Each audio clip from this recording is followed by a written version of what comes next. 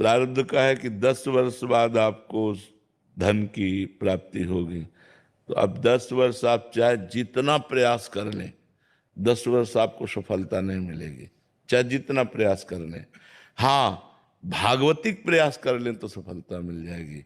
भागवतिक प्रयास जैसे भगवान का नाम जप है और भागवतिक अनुष्ठान है, गजेंद्र मोक्ष का पाठ है, बहुत से ऐसे भागवतिक अनुष्ठान है जिनके अनुष्ठान करने से हमारी विपत्ति दूर हो सकती है, हमारी समस्या का समाधान हो सकता है। लेकिन यदि हम सहज में ऐसे चल रहे हैं तो फिर 10 वर्ष के बाद यदि है तो 10 वर्ष के बाद ही मिलेगा, पहले नहीं मिलेगा। ये सब पहले से निश्चित है, पहले से प्रारब्ध निश्चित है। पुरुषार्थ के लिए तुम्हें, अब जैसे इस समय आप हैं, अब आप नाम जप कर सकते हैं, ये आपको प्रारब्ध से क्या लेना देना। तो नाम जप हम खूब डट के कर रहे तो सब वस्तुएं, सब आप जो कह रहे हैं कि जब मुझे मांग होती है तब मिलता नहीं है, जब मिलता है तब मांग नहीं होती।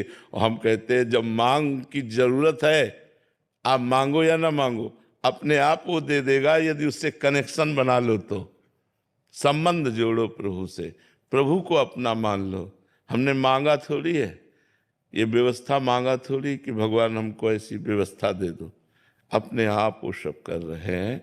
उनको पता है कि अपने जन को किस समय क्या जरूरत है। मुझे लगता है भगवान की शरण में आया जाए और भगवान का नाम जप किया जाए तो प्रारब्ध हमको परास्त नहीं कर पाएगा। मतलब भगवान का भरोसा, हम तुम्हें पक्की बात कहते, भगवान का भरोसा और भगवान का आश्रय ये सब ठीक कर देगा। अगर भगवान से विमुख हो तो फिर प्रारब्ध तो फिर देख लो मिट्टिया मेट कर ही रहा है। सारे संसार को सुख दुख के चक्र में फंसाकर समय को नष्ट कर रहा है। मृत्यु नजदीक आ जाती है, दुर्लभ मानव शरीर छूट जाता है, फिर अन्य योनियों में हम भटकते रहते हैं। हमें न भजन करने का अधिकार मिलता है, न क्रियमाण कर्म करने का अधिकार मिलता है, केवल भोग भोगते रहते हैं। जी।